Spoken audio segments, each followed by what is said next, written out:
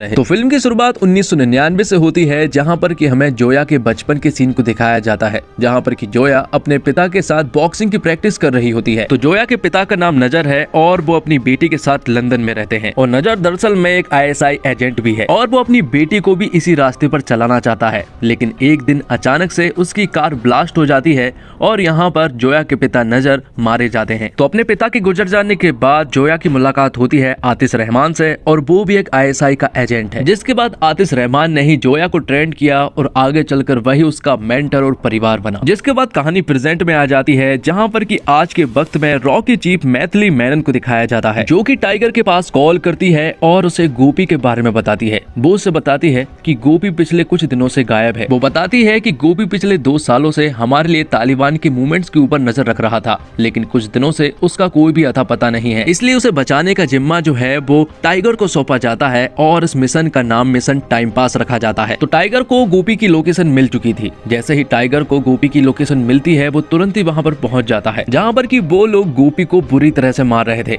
लेकिन सही वक्त पर टाइगर आ गया, क्योंकि वो लोग गोपी को जान से मारने वाले थे। तो टाइगर यहाँ पर गोपी को उनके चंगुल से छुड़ा लेता है और अपनी बाइक से उसे अपने साथ ले जाने लगता है। और गोपी यहाँ पर बहुत ज्यादा जख्मी हो गया था, इसी वजह से उसे साथ में रखना ठीक नहीं था। इसलिए टाइगर जो है वो गोपी को अपने एक चॉपर में बिठा देता है ताकि वो वहां पर सेफ रहे। और यहाँ से टाइगर अपनी बाइक से ऊपर वाली जगह पर जाने लगता है, क्योंकि वहीं पर वो चॉपर आने वाला था। लेकिन तालिबानियों ने टाइगर के ऊपर जाने वाले सारे रास्तों को ब्लास्ट कर दिए थे, जिस वजह से टाइगर अब ऊपर तो नहीं जा सकता था। लेकिन यहाँ पर टाइगर बड़े ही बहादुरी से अपनी बाइक को फुल रफ्तार से ऊपर की तरफ ले जाता है और वहां से जंप लगा देता है अपनी चॉपर की तरफ। और यहाँ पर टाइगर सेफली बच भी जाता है। अब जब टाइगर अपने चॉपर में था, तो यहाँ पर गोपी जो है वो टाइगर को कुछ रहस्य बताता है। वो बताता है कि पाकिस्तान जो है वो कुछ बड़ा करने की प्लानिंग में है। मैं उन्हीं के मूवमेंट को कैप्चर कर रहा था। और साथ ही वो ये भी बताता है कि हम में से ही कोई एक डबल एजेंट भी है। दरअसल में उसका सीधा इशारा जो है वो जोया की तरफ था। और ये बात जब टाइगर सुनता है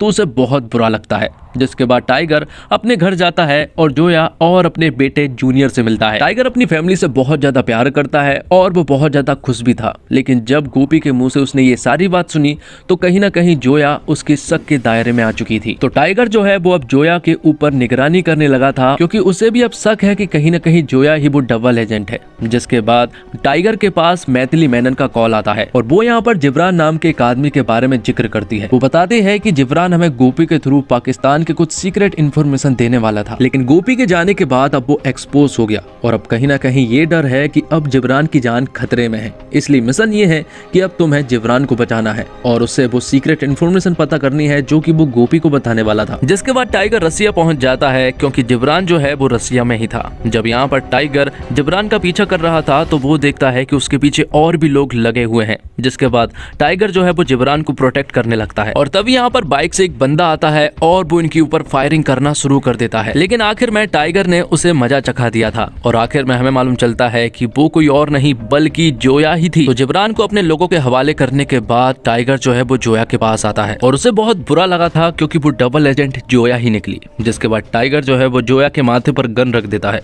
और उससे कहता है कि मरता हुआ इंसान कभी भी झूठ नहीं बोलता। और जब यहाँ पर जोया उससे बोलने ही वाली थी कि तभी अचानक से पीछे से टाइगर के ऊपर हमला हो जाता है और उसे बेहोश कर दिया जाता है। तो जब टाइगर की आंखें खुलती है तो वो खुद को बंधा हुआ पाता है और उसके सामने स्क्रीन पर आतिश रहमान था। आतिश रहमान जब स्क्रीन पर आता है तो टाइगर उसे पहचान लेता है और यहाँ पर हमें मालूम चलता है कि दोनों एक दूसरे को पहले से ही जानते हैं। तो आतिश यहाँ पर टाइगर को 2011 की एक घटना याद करवाता है। वो बताता है कि 2011 में लंदन में भारत और पाकिस्तान के बीच एक पीस समिट होने वाली थी और वहीं पर आतिश इंडिया के चीफ को मरवाना चाहता था और ये काम उसने जोया को दिया था। लेकिन जोया ने साफ मना कर दिया था कि वो पाकिस्तान की एजेंट है, ना कि तुम्हारी। और जोया ने भी उससे मना कर दिया था कि उसे ये काम नहीं करना चाहिए। लेकिन आतिश तो ये करना ही चाहता था, इसलिए वो अपनी बीबी जो कि प्रेग्नेंट थी वो ये काम करने के लिए रेडी हो जाती है। लेकिन जोया बिल्कुल भी नहीं चाहती थी, इसलिए उसने ये खबर रॉ को देती थी। और यहाँ पर जब रॉ को ये खबर मिली तो टाइगर ने चीफ को बचा लिया था और यहाँ पर आतिश की वाइफ को मार भी दिया था। तो चीफ को मारने की साजिश में आतिश जो है वो रंगे हाथ पकड़ा गया था, इसलिए पाकिस्तान सरकार जो है वो उसका कोर्ट मार्शल कर देती है। तो अब कहानी प्रेजेंट में आ जाती है, जहाँ पर कि आतिश अपनी वाइफ और अपने बच्चे का बदला लेना चाहता है। इसलिए यहाँ पर आतिश ने जूनियर को किडनैप कर लिया था और उसे एक ऐसा इंजेक्शन दे दिया था कि हर 24 घंटे में उसे वो इंजेक्शन देना होगा, वरना जूनियर मारा जाएगा। अगर वो चाहते हैं कि ये इंजेक्शन उसे ना देना पड़े तो उसे उनका एक काम करना होगा। तो जोया और टाइगर तुरंत ही ये काम करने के लिए रेडी हो जाते हैं, क्योंकि उनके पास कोई और रास्ता नहीं था, इसलिए वो आतिश का काम करने के लिए मान जाते हैं। यहाँ से वो तुरंत ही तुर्की के लिए निकलते हैं, जहाँ पर कि उन्हें एक ब्रीफकेस चुराना था और ये काम टाइगर और जोया दोनों ही नहीं कर सकते थे, इसलिए उन्हें एक टीम की जरूरत थी। इसलिए टाइगर तुरंत ही इंडिया कॉल करता है और अपने रॉ के कुछ एजेंट्स को तुर्की बुला लेता है। टाइगर उन्होंने पहले ही समझा दिया था कि ये काम बिल्कुल इलीगल है, ये रॉ का बिल्कुल भी काम नहीं है, ये मेरा खुद का पर्सनल काम है और अगर तुम पकड़े जाते हो तो तुम्हारी नौकरी भी जा सकती है और तुम लोगों का कोर्ट मार्शल भी हो सकता है। लेकिन वो सभी लोग ये काम करने के लिए मान जाते हैं, जिसके बाद वो लोग उस ब्रीफकेस को चुराने की प्लानिंग करते हैं। उस ब्रीफकेस को चुराने के लिए इनके पास सिर्फ 15 घंटे थे। वो ब्रीफकेस एक बोल्ट में है और उस बोल्ट का पासकोड जो है वो एक लड़की की आंखों में है। तो प्लान ये है कि टाइगर जो है वो उस बोल्ट तक जाएगा और जोया जो है वो उस लड़की की आंखों से वो पासकोड लेकर आएगी। तो जोया तुरंत ही उस लड़की के पास पहुंच जाती है, जो कि एक फाइटर गर्ल है। जैसे ही जोया उसके पास पहुंचती है तो वो बाथटब में नहा रही होती है। यहाँ पर उन दोनों के बीच में कुछ बातें होती है और अचानक से उनके बीच में लड़ाई शुरू हो जाती है और यहाँ पर जोया ने सक्सेसफुली वो पासकोड ले लिया था। यहाँ दूसरी तरफ हम टाइगर को देख पाते हैं, जो कि बोल्ट तक पहुंचने की पूरी कोशिश करता है और खुफिया रास्ते से वो उस बोल्ट तक पहुंच भी जाता है। वहां पर कुछ लोग भी थे, लेकिन टाइगर ने उन्हें मारकर वहां से वो ब्रीफकेस चुरा लिया था। लेकिन जैसे ही टाइगर वो ब्रीफकेस चुरा कर यहाँ से भाग रहा था, तभी अचानक से किसी ने पुलिस को खबर कर दी थी। खबर करने के बाद टाइगर के पीछे सारी की सारी पुलिस पड़ जाती है। टाइगर के साथ करण भी था, तो यहाँ पर टाइगर ने करण को वो ब्रीफकेस दे दिया था और जोया तक पहुँचाने को कह दिया था।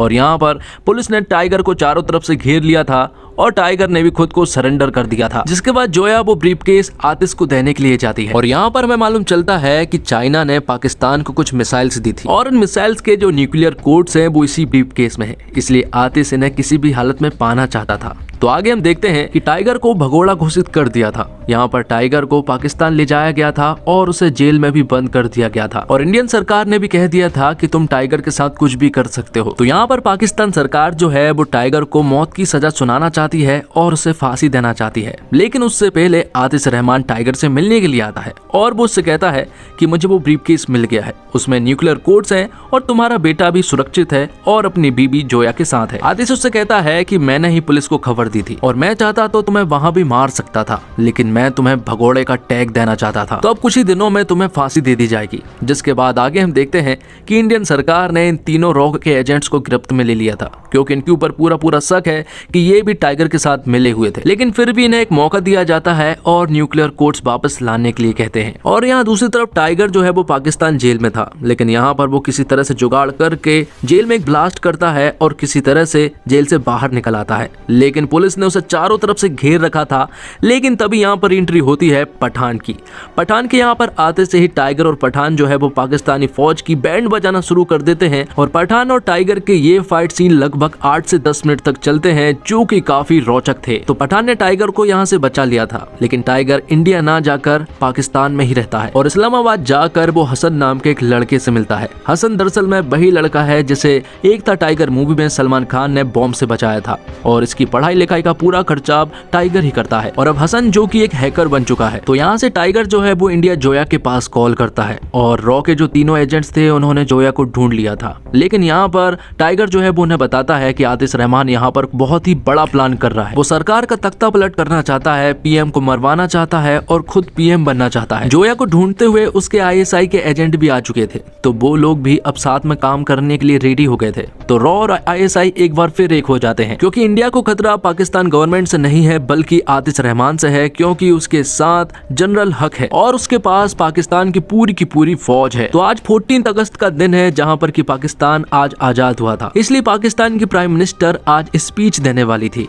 लेकिन आज ही जनरल हक जो है उनके ऊपर अटैक कर ये तख्ता पलट कर वो आतिश रहमान को पीएम के पद पर बैठा देगा। लेकिन यहाँ पर टाइगर और उसके साथियों ने पीएम ऑफिस के अंदर जाने का भी प्लान बना लिया था। वो लोग सेब के रूप में अंदर घुसने वाले थे और कहीं ना कहीं उनकी प्लानिंग पूरी तरह से सक्सेस भी हो जाती है। वो पीएमओ ऑफिस के अंदर पहुंच जाते हैं सेफ के रूप में, लेकिन तभी यहाँ पर जनरल हक की पूरी आर्मी जो है वो पीएमओ ऑफिस के अंदर घुसने लगती है, क्योंकि वो यहाँ पर प्रधानमंत्री को मारना चाहते थे। लेकिन उनसे पहले ही टाइगर जो है वो पीएम के पास पहुंच जाता है और उन्हें सब कुछ बता देता है। वो उन्हें बताता है कि आपको खतरा किसी और देश से नहीं है बल्कि अपनी ही आर्मी से है, क्योंकि जनरल हक आज आपके ऊपर अटैक करने वाला है। और उससे पहले कि जनरल हक जो है वो उनके ऊपर अटैक कर पाता, उससे पहले ही टाइगर ने उन्हें पीएम ऑफिस के ही एक खुफिया बंकर में ले जा लेता है, जहाँ पर कि जोया उनके साथ जाती है। और जब वो लोग जा ही रहे थे कि तभी रास्ते में जनरल हक के ढेर सारे फौजियों ने उन्हें घेर लिया था, लेकिन जोया और उसके कुछ एजेंट्स ने यहाँ पर उन्हें मजा चखा दिया था और उन्हें बुरी तरह से मार दिया था। यहाँ दूसरी तरफ टाइगर के ऊपर भी बहुत सारे फौजियों ने हमला कर दिया था, लेकिन धीरे धीरे कर टाइगर और उनके साथियों ने सभी लोगों को मार गिराया था। अब थोड़ी देर के बाद यहाँ पर आतिश रहमान की एंट्री हो जाती है और यहाँ पर पहुंचने के बाद उसे सब कुछ पता चल भी जाता है, क्योंकि टाइगर के साथ एक आदमी है जो कि डबल एजेंट का काम कर रहा है और वो दरअसल में आईएसआई का एजेंट है जिसका नाम जावेद है।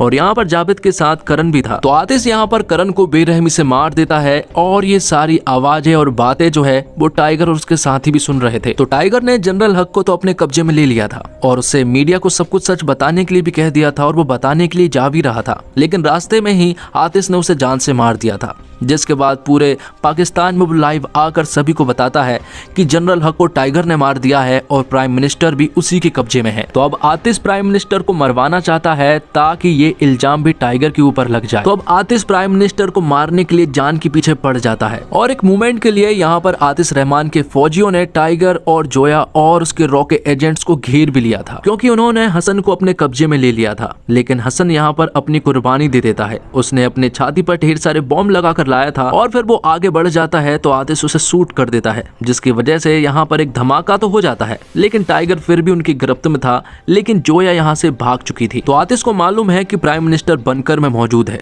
इसलिए वो टाइगर को अपने साथ ले जाने लगता है अपनी फौजियों के साथ। लेकिन वो जब बनकर में पहुंचते हैं तो उन्हें वहां पर प्राइम मिनिस्टर नहीं मिलती है और हमें मालूम चलता है कि दरअसल में टाइगर ने जोया से कह दिया था कि वो प्राइम मिनिस्टर को बनकर से निकाल दे। और यहाँ पर टाइगर जब बनकर में पहुंचा तो उसने उसके फौजियों को मारकर बनकर को बंद कर दिया था, जिसके बाद टाइगर और यहाँ पर आतिश के बीच में 1-to-1 फाइट होती है। दरअसल में टाइगर की प्लानिंग ये थी कि वो आतिश को इस बनकर में उलझा कर रखेगा और वहाँ जोया प्राइम मिनिस्टर से स्पीच दिलवा कर पूरे देश को बता देगी कि सच क्या है। तो होता ऐसा ही है, टाइगर आतिश को यहाँ पर उलझा कर रखता है और उनके बीच में एक तगड़ी फाइट होती है। दोनों ही एक दूसरे के ऊपर भारी पड़ रहे थे, लेकिन आखिर में टाइगर आतिश को मार देता है और वहां पर स्पीच भी पूरी तरह से सक्सेसफुल हो जाती है। तो पूरे देश को मालूम चल जाता है कि इन सब के पीछे टाइगर का हाथ नहीं बल्कि आतिश रहमान का हाथ था। तो टाइगर और उसके रॉ के एजेंट्स का ये मिशन पूरी तरह से सक्सेसफुल हो जाता है। उन रॉ एजेंट्स के ऊपर भी लगे सारे चार्जेस भी हटा दिए जाते हैं और अब टाइगर अपनी पुरानी जिंदगी में वापस आ जाता है, जहां पर कि वो अपनी फैमिली के साथ बहुत खुश था।